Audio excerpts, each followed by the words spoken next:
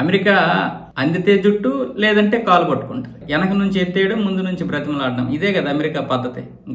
మనం చూస్తున్నాం 10 దశాబ్దాలుగా, శతాబ్ద కాలంగా అమెరికా యొక్క విధానం ఇదే మనకు తెలిసి. అంతకుముందు ఎప్పుడు అంతేలేండి, అది మనకు సంబంధం లేదు. కానీ గత 100 సంవత్సరాలుగా అమెరికా బుద్ధి అదే కదా. ఇప్పుడేమొచ్చేసి చైనా తనకి రేర్ ఎర్త్ మినరల్స్, మెటల్స్ ఇవ్వడం లేదని దాన్ని ఒక ప్రపంచ సమస్యగా చూపించే ప్రయత్నం చేస్తుంది.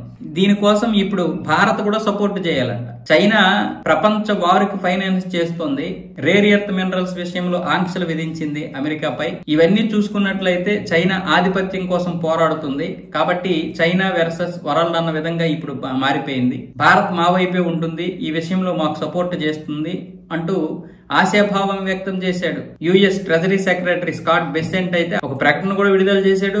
మీడియాతో మాట్లాడుతున్నాడు, మా వైపే భారత్ ఉంటుంది, ఇందులో సపోర్ట్ చేస్తుంది భారత్ మాకు అని. ఇప్పుడు రేర్ ఎర్త్ మినరల్స్, ఆ మెటల్స్ అనేది చైనా ఇవ్వడం ఇవ్వకపోవడం అనేది ఆ దేశ అంతర్గత సమస్య. అలాగే మీకు వాళ్ళకి ఉన్నటువంటి సమస్య. దాన్ని ప్రపంచ సమస్యకి ఎందుకు చూపించాలి? మాకు కావాల్సి వస్తే మేము కొనుక్కుంటాం, మాకు ఇవ్వకపోతే మేము ఏదో బాధపడతాం. ప్రపంచ దేశాలకే ఇస్తుంది కదా, మీకు ఇవ్వడం ఇవ్వకపోవడం అనేది మీరు చూసుకోవాలి. అది ఇవ్వలేదని 100% సుంకాలు వేయడం, అలా అక్కడ రష్యా దగ్గర చమురు కొన్నారని చెప్పడం, ఏవేవో మనసులో పెట్టుకుని సుంకాలు విధిస్తూ మళ్ళీ ఇప్పుడు అవసరం వచ్చేసరికి మీరు అందితే పిలక, అందకపోతే కాలు పట్టుకునే టైప్ అయితే ఎవడు వింటాడు? ఇంతకు ముందులాగా లేదు కదా.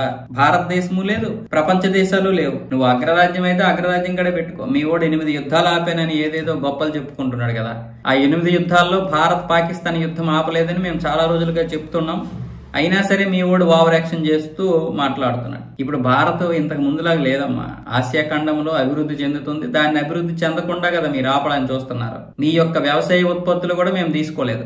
ఎందుకు అంటే అందులో విపరీతమైనటువంటి కెమికల్ ప్రొడక్ట్స్ ఉన్నాయి. అవి గనక వరుసగా తిన్నామంటే సంవత్సరంలోనే ఈ బ్యాక్టీరియా ఏదైతే ఉందో మనకి రోగ నిరోధక శక్తి, ఆ శక్తి తగ్గిపోద్ది. తర్వాత మనకి మరణమే సంభవిస్తుంది. ఆ విధంగా ఇప్పుడు ఆ వ్యవసాయ ఉత్పత్తులు మనము క్లోజ్ చేసాం, అంటే రానివ్వలేదు. అది కూడా లోపల పెట్టుకుని వీళ్ళు సుంకాలు విధిస్తున్నారు. ఇప్పుడేమో అవసరం వచ్చింది కాబట్టి చైనాకి మనం వ్యతిరేకంగా మారాలన్నమాట. ఇలాంటి అమెరికాలు అగ్రరాజ్యాలుగా ఉన్నంత వరకు ప్రపంచం ఇలాగే ఉంటది, యుద్ధాలతోనే ఉంటది. కాకపోతే ఇప్పుడు ప్రపంచం తెలుసుకుంటుంది అమెరికా గురించి.